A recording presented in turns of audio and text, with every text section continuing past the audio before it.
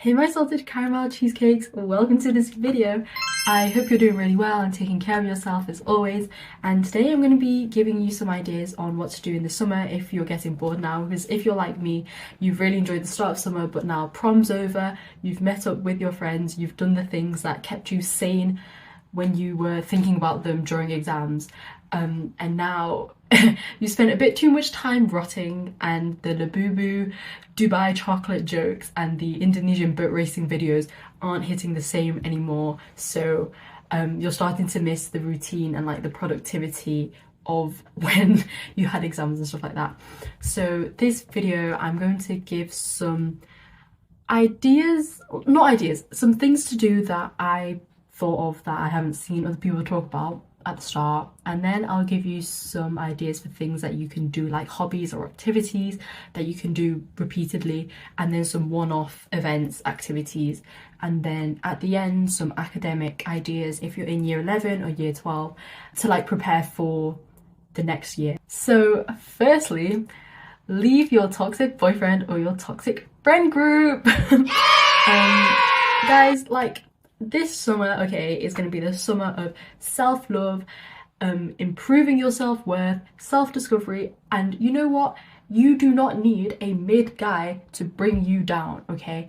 Like, this summer can be the summer of female friendships and childlike wonder and joy. You don't need that ratty chopped man, okay? And if you feel targeted right now, you know that I'm right. I get so passionate when I talk about this because you should have romantic platonic relationships, like any relationship. They should be loving, caring, reassuring, supportive, match your humor, match your energy, reciprocate, I don't know, your energy, like gifts that you give them, stuff like that. They should make you feel safe, like you can be your authentic self. They should like match your freak, but like not necessarily like actual freakiness, you know what I mean? They should be uplifting. They should truly, I don't know if you can hear the ice cream fan right now, but they should truly care about you, okay? And if they're not acting like that, drop them or distance yourself and then create that space to allow better people to come in. So for me, in year 11, like the end of year 11, I didn't have a toxic friendship group, but I could definitely tell that we weren't really aligned anymore, and distancing myself from them was probably the best. I accidentally knocked something off my desk. It was probably like one of the best things that I did, because then I got a lot closer because like I had the time, you know what I mean? Like, because I wasn't really friends with them anymore, I could then hang out with these people, and I have such a lovely friendship group. Shout out Miku fan club. So please do not be afraid to move on. This summer is a great opportunity to really like reevaluate who you spend your time with the most. Are they on the similar path to you? Are they like as ambitious as you?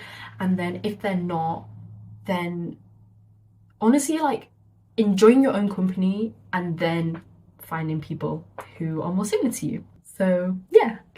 Secondly, read Meditations by Marcus Aurelius. It's this gorgeous book here, and this book changed my life, I think. So read Marcus Aurelius to get into Stoicism.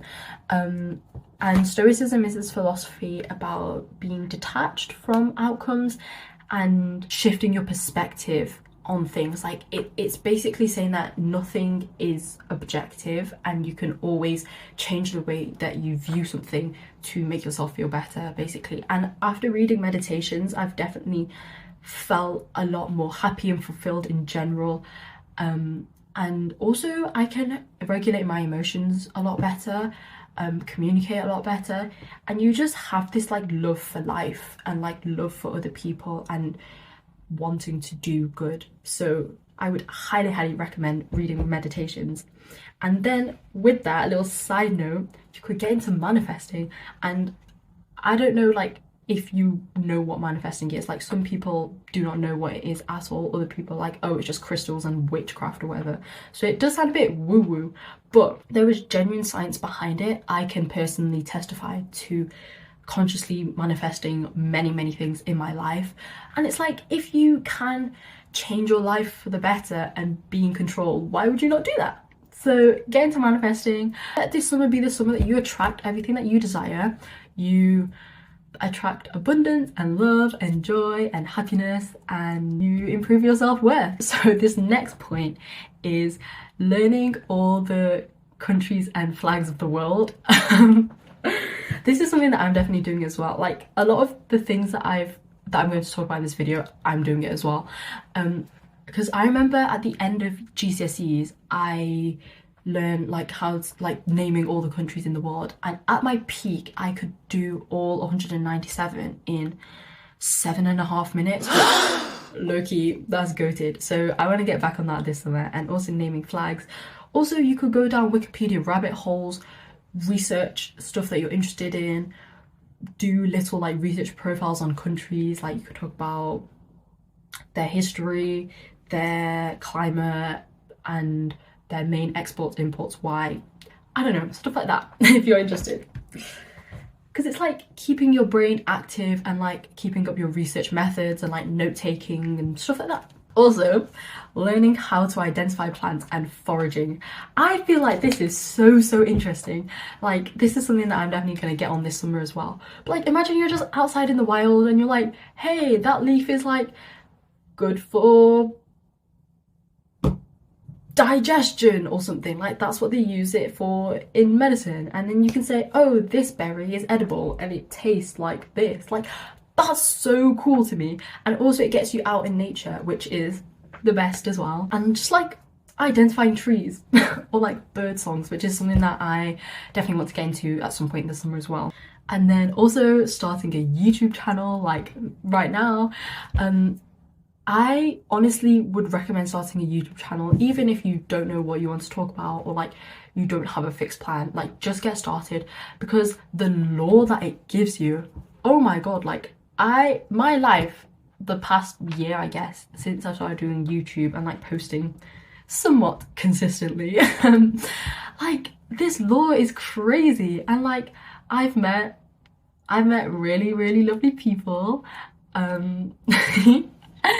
And so yeah, I would really recommend starting a YouTube channel. And if you feel like you're not confident enough to post yourself, think about it the other way, where instead of thinking I'm not confident enough to post, think of it as the more that I post, the more confident I'll be. Like it's a two-way street, and I've definitely felt like my confidence and my self-love has improved after posting on YouTube. And also post on Instagram, like document this summer, guys.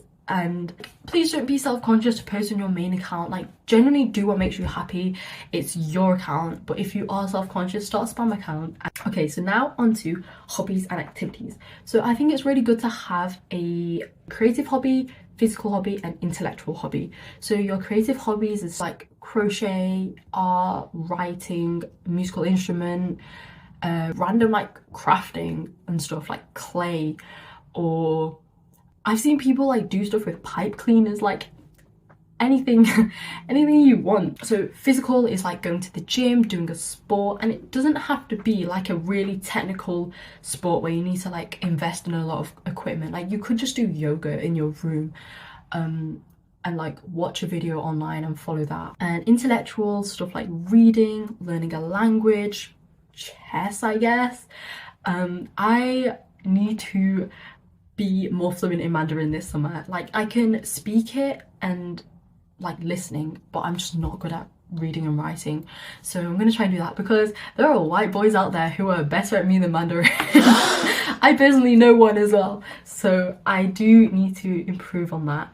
And also reading, I have so many recommendations, fiction and non-fiction. Although my non-fiction books are mainly biology, like nature related. Also gardening, like get your hands in the soil. By the way, soil, like gardening and your hands in the soil releases dopamine, like it, or serotonin, but like it scientifically does make you feel better and improve your mental health.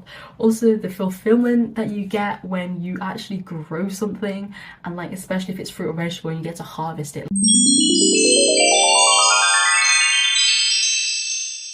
Also, another great thing that you can do this summer is meditating and like getting into journaling or keeping a diary. I keep a diary for me personally. It really helps with memory actually, but also journaling and like processing your emotions and figuring out like why you react to certain situations that way, and like meditating. And then this kind of ties into like the yoga stoicism stuff as well.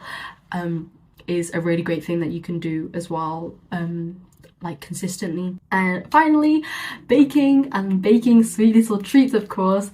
There's so many recipes that you can find online. You can do whatever suits your taste buds. I made banana bread the other day that actually turned out really good, considering I accidentally used plain flour instead of self-raising flour. I crashed out, but it came out fine and it was really yummy and tasted good. So yeah, like I love baking. It's just so satisfying, and like being able to make something from scratch. So now on to things to do. Obviously like hanging out with friends, socializing, things like that, but also going on hikes. Me and my friends went on a hike in the February half term. Genuinely, when we got to the top, my spirit ascended. Like I felt enlightened. And like being with friends as well, like gives you that feeling even stronger. Hiking is just so great. It's also good exercise, and it's just fresh air and being in touch with nature, being with friends, being with people that you love. Also like learning how to cook basics. So this is kind of targeted if you're in year 13 like me and you're on the way to university. Cooking is something that you're going to have to do at some point anyway, so learning the basics and then having a few signature meals, or like being able to make sauces and like flavor combinations that go well together, can be something that you can spend this summer doing as well. Slur warning, you could get a job. So I feel like quite a lot of places, because summer's busier, like they will hire more people, and also like tutoring I think is a really great job to have. I'm gonna self-plug here. I'm offering A-level tutoring for chemistry, biology, both AQA, and then edXL geography. You can check out my community post with more details, because I am really unemployed this summer, and also I do want to help you guys if you are struggling in those subjects, because I've just done my A-levels, so I can personally like tell you what the experience was like, what the exams were like, and like how the questions were asked. So yeah, if you are interested in A-level chemistry, biology, and geography tutoring, hit me up. Also this summer, cleaning, like clean out your wardrobe, and you can sell clothes that you don't want on Vinted, or Depop if you've got a superiority complex, and you can make some money off of that. Also in the environment and being sustainable, say no to fast fashion, stuff like that.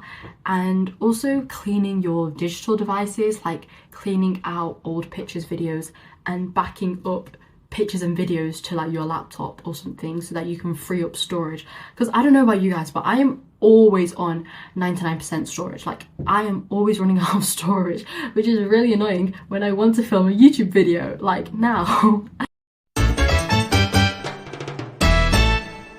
And also cleaning your desks, so your mind is like more decluttered as well. And also cleaning your like study spaces. Like you can throw away your notes now, which I have not done yet because I am kind of attached to them, but I will get around to doing that at some point in the summer. Also, you could walk around the city or the place that you live and see if you find any like hidden gems, or like anywhere that you kind of overlooked, or like places that you haven't been to. Like I know for me, the city that I live in, there's like a library that's kind of hidden. You go up, you have to like ring a bell to go through these doors and then go up these dodgy stairs, but it's like really nice, but it's kind of like in an attic almost. It's like a very hidden library, but I discovered that like last summer, and that was really cool as well. So yeah, think museums, galleries, cafe. You could go cafe hopping, find your new favourite cafe, get yourself a matcha, open up your feminist literature book and be a performative male. And also listening to Clara, of course. And also you can check out Eventbrite, or I can't remember the name of the website, but it's like they sell discounted tickets for shows and different events, because it's like filling the seats basically. So I think especially if you're in London, that would be really useful, because everything's in London, I can't lie.